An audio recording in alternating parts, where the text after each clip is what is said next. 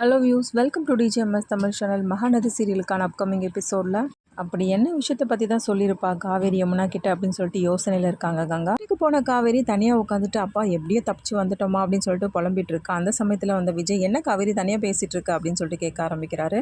ஒன்றும் இல்லைங்க, சும்மா தான். எங்கள் அம்மா வீட்டுக்கு போயிட்டு வந்தியா அப்படின்னு சொல்லிட்டு விஜய் கேட்க, ஆமாங்க சும்மா தான் போயிட்டு வந்தேன் அப்படின்னு சொல்கிறாங்க. நியூஸ் பேப்பரில் ஆட்லாம் கொடுத்துருந்தி, அதுக்கப்புறம் ஏதாவது இம்ப்ரூவ்மெண்ட் இருக்கா பிஸ்னஸில் அப்படின்னு சொல்லிட்டு கேட்குறாரு விஜய். எங்கெங்க ஏதோ போயிட்டுருக்கு அப்படின்னு சொல்கிறாங்க காவேரியும். தான் இந்த அப்ல ஆட் பிஸ்னஸை வந்து வெண்ணிலா பார்க்குறாங்களோ இல்லையோ, அதுக்கப்புறம் விஜய்க்கு நிறைய ஆஃபர்ஸ் வந்து தேடி வருது.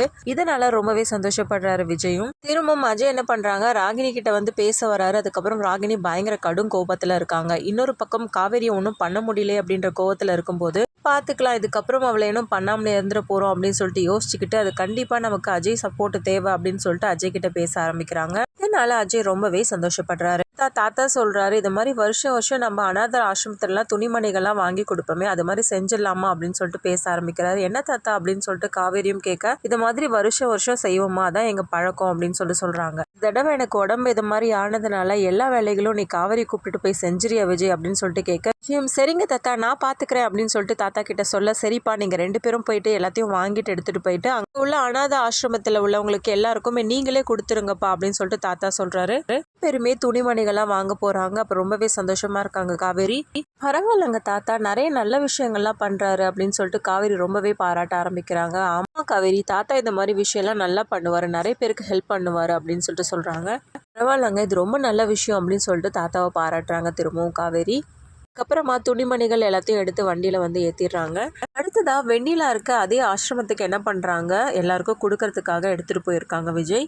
உள்ளவங்க எல்லாம் என்ன பண்றாங்க, எல்லாரையும் வர சொல்றாங்க. உங்களுக்காக ஒருத்தவங்க துணிமணிகள்லாம் எடுத்துட்டு வந்து கொடுக்கறதுக்காக வந்திருக்காங்க, அவங்க கிட்ட வந்து வாங்கிக்கோங்க அப்படின்னு சொல்ல வெண்ணிலாவையும் கூப்பிடுறாங்க. வாமா நம்ம போய் வாங்கிட்டு வரலாம் அப்படின்னு சொல்லிட்டு வெண்ணிலா என்ன பண்றாங்க, வர மறுக்கிறாங்க. நான் இங்கே இருக்கேன் அப்படின்ற மாதிரி. அதுக்கப்புறம் எல்லாரும் போறாங்க. எல்லாருக்கும் துணிமணிகள் கொடுக்க அதுக்கப்புறம் எல்லாருமே வாழ்த்துறாங்க. நீங்க 2 பேரும் வந்து நல்லா இருக்கணும் அப்படின்னு சொல்லிட்டு.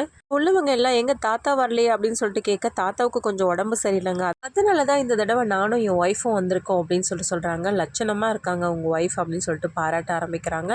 எல்லார்கிட்டயும் ரொம்பவே அன்பா நடந்துக்கிறாங்க காவேரி. ரொம்ப அழகா பேச ஆரம்பிக்கிறாங்க. இதை பார்த்து ரசிக்க ஆரம்பிக்கிறாரு விஜய். எல்லாருக்கும் கொடுத்து முடிச்சதுக்கு அப்புறமா சரிங்க நாங்க கிளம்புறோம் அப்படின்னு சொல்லிட்டு அங்கிருந்து கிளம்புறாங்க. கிளம்புற சமயத்துலதான் என்ன பண்றாங்க, வெண்ணிலா வந்து விஜய் வந்து பார்க்க ஆரம்பிக்கிறாங்க. விஜய் காவேரி 2 பேரும் வண்டி எடுத்துட்டு போற தருணத்துல என்ன பண்றாங்க, அங்கிருந்து ஓடி வராங்க வெண்ணிலா. இதுல உள்ளவங்க எங்கம்மா எங்க ஓடுற அப்படின்னு சொல்லிட்டு கேட்க, அதுக்கப்புறம் நிவேதா உங்களுக்கு அவங்கள தெரியுமா, யாருன்னு தெரியுமா உனக்கு அப்படின்னு சொல்லிட்டு கேள்வி கேட்க, நிவேதாவும் அவங்களுடைய முகத்தையும் வந்து பார்த்துட்டு இருக்காங்க.